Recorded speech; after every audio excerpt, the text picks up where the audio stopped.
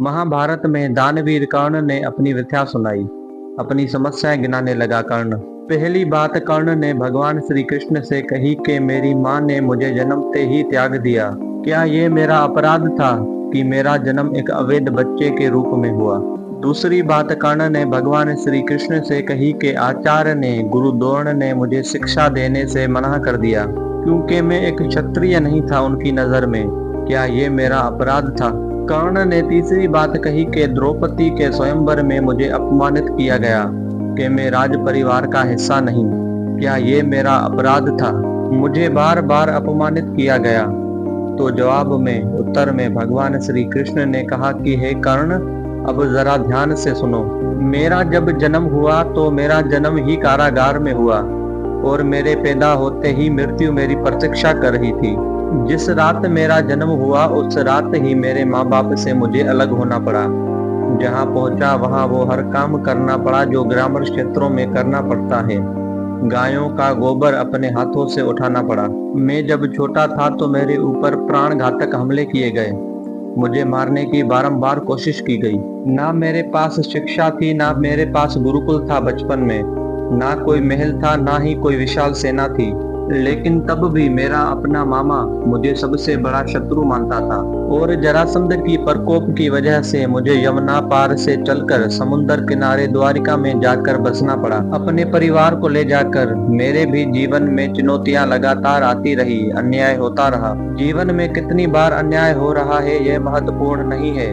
जीवन में कितनी बार अपमानित किया जा रहा है ये भी महत्वपूर्ण नहीं है। महत्वपूर्ण ये है कि आप उस अपमान का, उस अन्याय का जवाब कैसे देते हैं।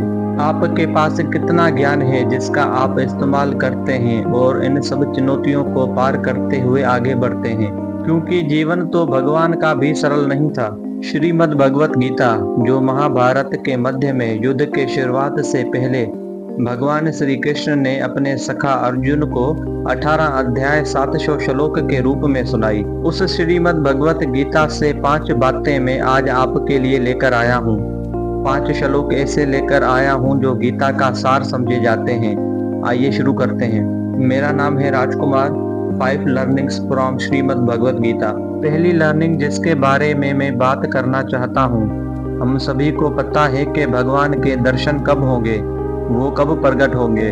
क्योंकि गीता में एक श्लोक है जिसे हम सब ने बचपन से सुना है और याद हो गया है। यदा यदा ही धर्मस्य ग्लानि भवति भारत अधुत्थान अधर्मस्य तदात्मानं सृजाम्यहम्। चतुर्थ अध्याय का श्लोक नंबर 7 जो बताता है कि भगवान दर्शन कब देंगे, प्रकट कब होंगे। इसका हिंदी अर्थ निकालेंगे तो निकलता है कि जब जब धर्म की हानि होगी, जब जब अधर्म बढ़ने लगेगा, तब तब मैं अपने स्वरूप को रचने लगूंगा। इस दुनिया में ऐसा कौन सा समय है जब संकट नहीं होता। ऐसा कौन सा समय है जब अधर्म नहीं बढ़ता। तो क्या भगवान प्रकट हो जाते हैं। हम में से बहुत सारे लोगों ने तो वो श्लोक समझ लिया, लेकिन उसके लिए जो भगवान श्री कृष्ण ने उसी श्रीमद् भगवत गीता में कहा है कि जन्म कर्म चमे दिव्य मेवम योमति तत्वतः तत्व देहम पुनर्जन्म नियति मामेति सो अर्जुन। भगवान श्री कृष्ण ने कहा कि मेरा जन्म तो होगा, लेकिन मेरा जन्म और कर्म अलौकिक है। वो इन चरम चक्षुओं से नहीं देखा जा सकता। वो अलौकिक है, वो दिव्य है। उस दर्शन के लिए आपको निर्मल होना पड़ेगा। उस दर्शन के लिए मोक्ष प्राप्ति के रास्ते पर चलना होगा। और वो रास्ता क्या है वो भी भगवान श्री कृष्ण ने श्रीमद् भगवत गीता में बताया है। ओमित एक अक्षरम ब्रह्म विहा नामा मा मनुष्यते। ओम का जाप, मेरा ध्यान, यही वो रास्ता है जिसके जरिए मनुष्य मुझे पा सकता है। आप इस रास्ते पर चलकर आप प्रभु के दर्शन पा सकते हैं। दूसरी बात श्रीमद् भगवत गीता का सार समझाती है। श्रद्धा, प्रभु के दर्शन करने, उस रास्ते पर चलना है तो श्रद्धा बहुत आवश्यक है।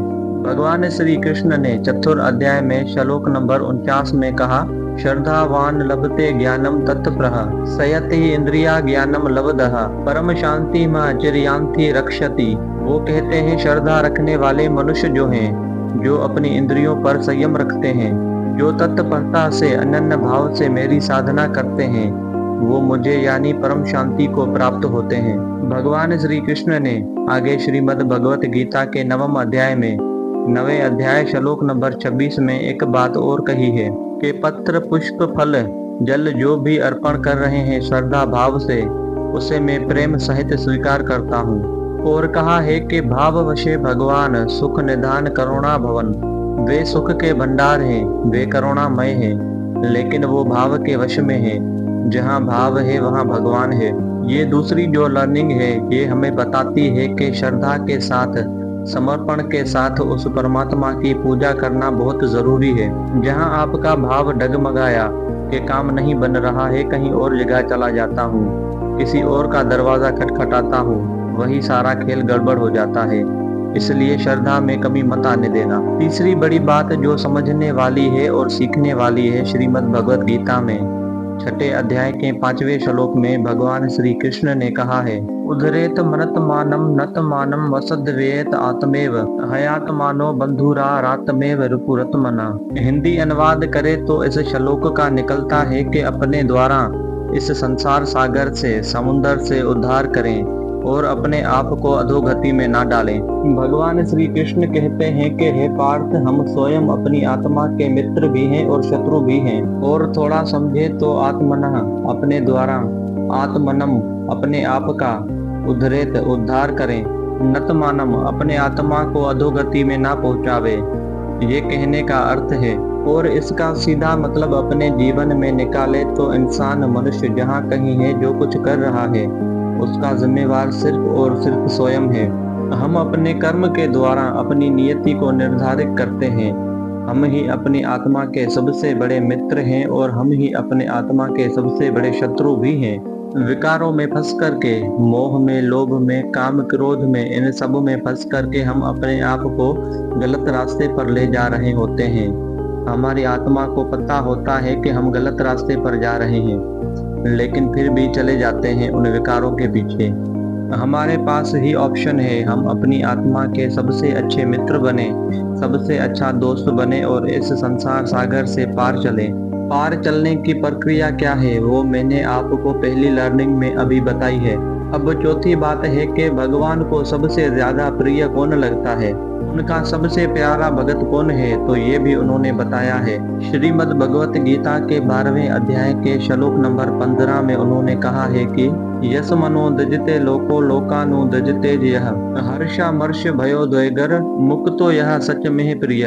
कहने का मतलब ये है कि जिससे किसी को कष्ट ना पहुंचता हो, जो किसी के द्वारा विचलित ना होता हो, जो सुख में, दुख में, चिंता में, खुशी में, हर्ष में संभाव रहता हो, वो मुझे अत्यंत प्रिय है।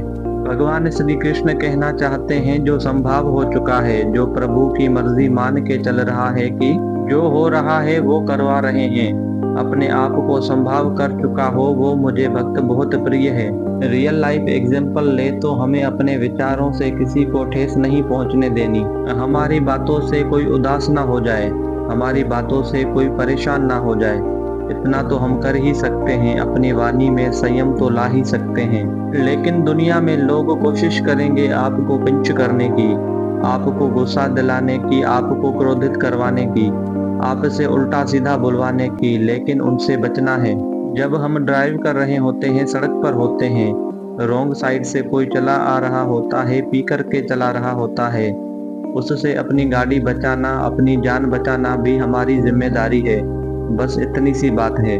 और अंत में सबसे महत्वपूर्ण बात, जब आपको लगे कि सारे रास्ते बंद हो गए हैं, अब तो समझ में ही नहीं आ रहा है कि क्या करना है, तो इसका भी सॉल्यूशन दे दिया है। 18वें अध्याय के श्लोक 66 में भगवान श्री कृष्ण ने कहा, सर्वधर्मा परित्यज्य माम एकम शरणम व्रज अहम त्वाम स्वरूपापेभ्या मोक्षामि मस्यञ्च। कहने का मतलब कि सभी धर्मों को छोड़ करके एक मेरी शरण में आ जाओ, मैं तुम्हें सभी पापों से मुक्त कर दूंगा। इसमें कोई संदेह नहीं है, कोई शंका नहीं है। धर्मों से मतलब है जो कुछ आप कर रहे हैं, जिस किसी श्रेणी के आप साधक हैं, जिस तरीके से पूजा अर्चना साधना में लगे हुए हैं, उन सब को त्याग करके मेरी शरण में आ जाओ, अनन्य भाव से मेरी भक्ति में लग जाओ, तुम्हें मोक्ष तक पहुंचा दूंगा। इसमें कोई संदेह नहीं है। भगवान श्री कृष्ण की वाणी 18वां अध्याय 66वां श्लोक है। 700 श्लोक हैं गीता में। अगर आप रोजाना 5-5 भी पढ़ें तो बहुत अच्छा, 10-10 पढ़ लें तो 70 दिन में आप गीता की अवक्ति कर सकते हैं। और जितनी बार आप श्रीमद् भगवत गीता को पढ़ेंगे उतनी बार आपको कुछ नया सीखने को मिलेगा। और जितनी बार आप पढ़ेंगे उतनी बार आपका मन करेगा उस रास्ते पर चलने का। और आप धीरे धीरे चलना शुरू करेंगे और एक बार चलना शुरू कर दिया तो पीछे मुड़ने की जरूरत नहीं पड़ेगी। अपने आप वो आपकी जिम्मेदारी, आपके योगक्षेम की जिम्मेदारी अपने कंधों पर उठा लेंगे। अगर आपको अपने जीवन में सही रास्ता चुनना है तो वो रास्ता श्रीमद् भगवत गीता में बताया गया है। तो मित्रों, उम्मीद करता हूं कि आपको इस वीडियो में से बहुत कुछ सीखने को मिला होगा और आशा करता हूं कि आप भी भगवत गीता का रोज पाठ करेंगे। और कृपया हमारे चैनल को सब्सक्राइब जरूर कर दें ताकि आगे भी आपको ऐसी वीडियोज मिलती रहें।